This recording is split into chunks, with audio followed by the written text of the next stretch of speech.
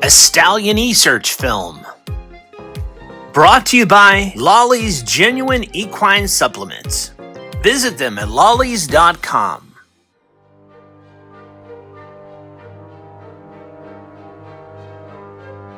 For the last 17 years, I have covered the biggest day in racing in the quarter horse world with the $3 million All-American Futurity on Labor Day in Ruidoso, New Mexico. It is the pinnacle of our sport in quarter horse racing, and it's the one that everybody in quarter horse racing wants to win. Well, this year, I was invited to experience and cover the biggest of all racing days around the globe. Bigger than the All-American, bigger than the Breeders' Cup, and bigger than the Grand National in England. I made it to Churchill Downs on the first Saturday in May for the Kentucky Derby. And being a veteran of covering so many All-American futurities, I found it interesting of all the similarities and the differences of these two big events. And on this film, I seek to show the viewer these very things, as well as the vast connections between quarter horse racing and thoroughbred racing for the big day, as they run for the roses in Louisville, Kentucky. Heading to the airport that morning, the excitement level was at an all-time high, as this was my very first Derby trip. I had been to Churchill Downs before, but never for the Derby. And as you can imagine, everything is real expensive in Louisville for Derby week, including the flights into Louisville. But a more affordable route is to fly to Cincinnati and make your way down to Churchill Downs. And arriving on Wednesday meant that I would have 4 days of racing at the famed Twin Spires of Churchill Downs. And I'm so fortunate as well as appreciative to Cody Media, as they are the official track photographer of Churchill Downs and the Kentucky Derby, and who are now the official track photographer for Ruidoso Downs and the All-American Futurity, as they invited me to be a part of the Cody Media team for the Oaks and the Derby this year, and having a press pass gave me the luxury of filming from spots where otherwise it would not have been possible. So let's enjoy some of the sights and sounds of Derby Week at Churchill Downs, Louisville, Kentucky.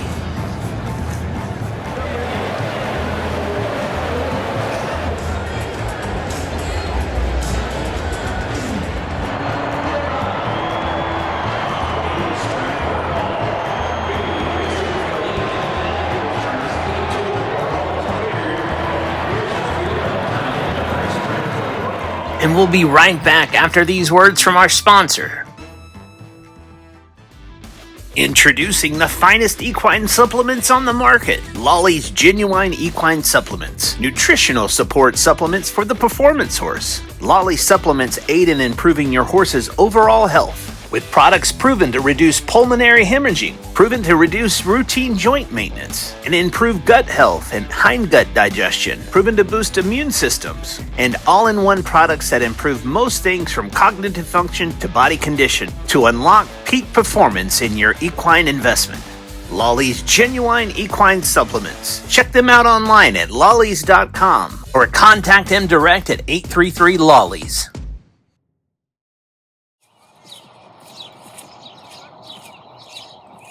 Like the All-American Futurity Week at Ruidoso, the backside on Churchill Downs during the Kentucky Derby Week is also hopping, with a flood of people on the backside viewing the horses preparing for the big day through either tours of the Churchill Downs Museum or through the throngs of media here to capture the action for viewers around the globe. Churchill's backside in the morning is the place to be.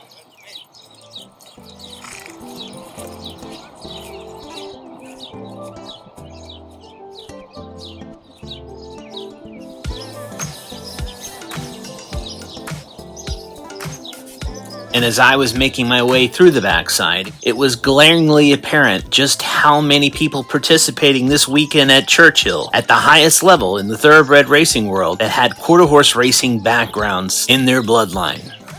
Like Hall of Fame trainer Steve Asmussen, whose family ran for years in Ruidoso and throughout Texas and New Mexico, with deep ties to quarter horse racing, and his longtime assistant Scott Blasi, who with his brother Greg Blasi, who's the outrider at Churchill Downs, have deep roots in quarter horse racing starting in Kansas. And then there's Louisiana trainer Lonnie Briley, a cousin to the LQHBA Hall of Fame trainer Ronald Briley, whose family has deep-rooted connections to quarter horse racing.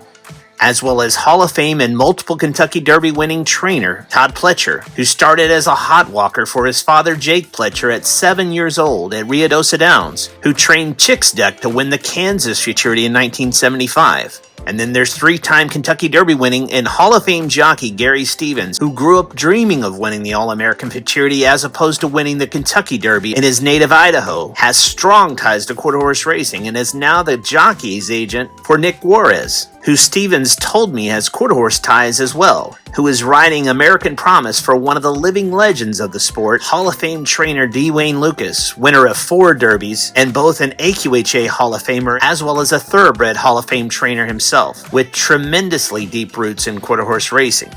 And then, of course, there's the 6-time Kentucky Derby winning Hall of Fame trainer Bob Baffert, who began his training career in quarter horses and is the only dual winner of both the Champion of Champions and the Kentucky Derby. And I'm sure I'm only scratching the surface of people with quarter horse ties that are competing this weekend in the Kentucky Derby.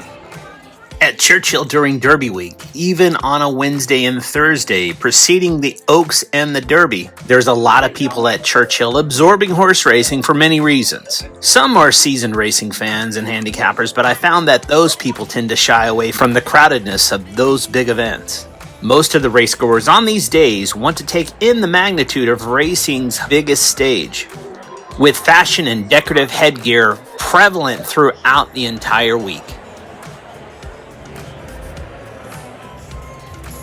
The facility at Churchill Downs is truly enormous, with the track seemingly always increasing in size of the grandstands with luxury vantage points, with the notion to all take in the biggest weekend of racing, which is the Kentucky Derby. Now, they say the maximum capacity at Ruidoso Downs is around 25,000, and most of us who have been in the past with those record crowds have found the track to be overflowing with people with that level of number. But to put it into perspective, the record attendance for the Kentucky Derby was set in 2016 with over 167,000 people in attendance. But make no mistake, Churchill Downs is impressive. It's hallowed ground, just like Ruidoso Downs, as Ruidoso Downs was once the home of the world's richest horse race, regardless of the breed. And Churchill Downs has been hosting the Kentucky Derby since 1875. With the first All-American Futurity for Ruidoso coming in 1959. But whether it's a thoroughbred going 1.25 miles or a quarter horse going 1/4 mile, both Churchill Downs and Ruidoso Downs are the place where legends are made. Both locations play host to races that define careers and establish a fortune in the breeding industries on both disciplines based off of the performance of the runners in these two races.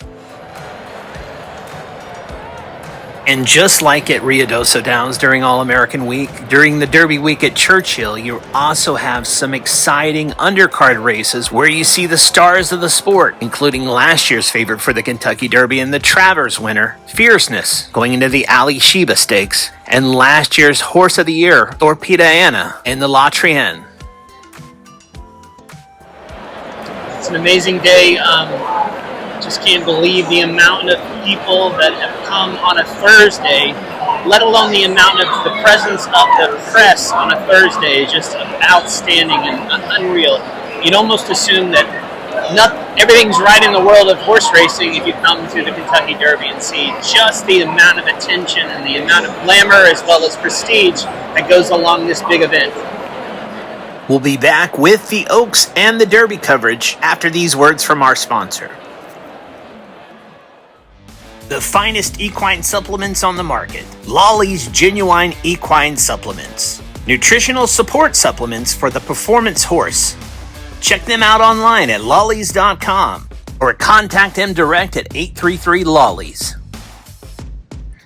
One bona fide similarity that I would have loved to have avoided at the Kentucky Derby weekend that is absolutely parallel to the All-American Futurity experience made its grand entrance on Friday, Kentucky Oaks Day, there in Louisville. It was the rain. So stout we were told to seek shelter, eerily similar to those so many wet All-American futurities and especially All-American futurity trials experienced on the mountain, and now having to deal with it in Louisville. But eventually it subsided as the show must go on. So we're about to run the Kentucky Oaks here, and the undercard races, it was just amazing how loud the crowd can get when the horses are going down the stretch. So looking forward to hearing that gigantic roar here coming in the Kentucky Oaks.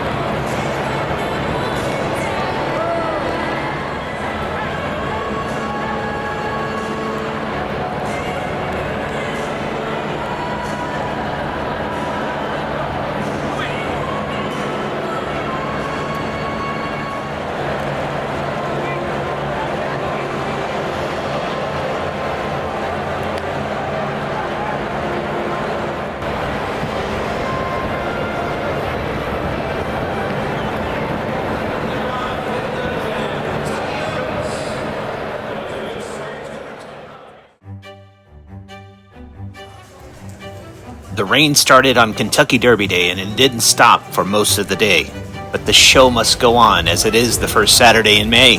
To get into the big race, horses have to perform well enough in prep races to earn enough points to get into the field of 20 in the Kentucky Derby. And there's also a $25,000 entry fee to meet at time of entry, as well as a $25,000 start fee to contest the Kentucky Derby, with a $5 million purse with $3.1 million being earned by the winning horse. And those that aren't familiar with quarter horse's biggest day, to get into the field of 10 for the $3 million All-American Futurity, horses must be within the top 5 qualifiers in 2 days of trials, 5 from day 1 and 5 from day 2, with $1.5 million going to the winning connections. Now, the fastest ever Kentucky Derby was in 1973 by the Immortal Secretariat in 1:59 2/5 seconds for the mile and a quarter event. Now, the fastest All-American in history at a quarter of a mile was No Secrets Here in 2006, finishing at a time of 20.886 seconds for the 440 yards. Now, as most people who follow thoroughbred racing, the Kentucky Derby is the beginning of the Triple Crown, with the Preakness 2 weeks later and the Belmont ending the Triple Crown at Belmont Park in New York. But in quarter horse racing, the quarter horse Triple Crown is made up of the Ruidoso Futurity in June, the Rainbow Futurity in July, and the biggest and most prestigious race in the Triple Crown of quarter horse racing being the All-American Futurity, closing out the Triple Crown on Labor Day, the third and last race of the series of 3. Now, you may or may not know that only 2 jockeys have competed in both the All-American Futurity and the Kentucky Derby. Randy Romero rode Rocket's Magic in 1975 to a 3rd place finish in the All-American and was the rider in 9 Kentucky Derbies. But Terry Lipham won the 1977 All-American Futurity aboard Hot Idea and also rode in 1 Kentucky Derby in his career.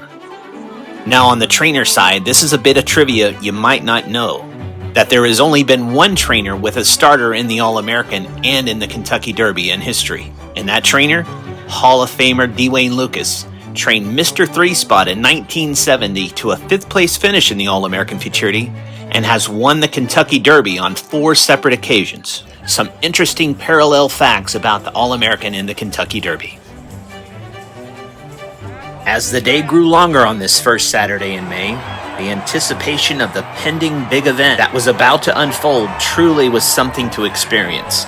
Now, one thing Churchill Downs does very well is to squeeze the lemon for the racegoers for their experience of the pageantry of this event. But one of the great traditions that builds great anticipation for the famed Kentucky Derby is the walkover, which happens also in the All-American Futurity as well. But the difference is that the 23-year-olds come onto the track and walk past the grandstand of 1,000 upon 1,000 cheering racegoers, where the 2-year-olds in Ruidoso have a bit more of a safety net to stay calm for being quite a bit of a distance from the roaring crowd. Now I'll take a step aside and let you enjoy the sights and sounds of the 2025 Kentucky Derby.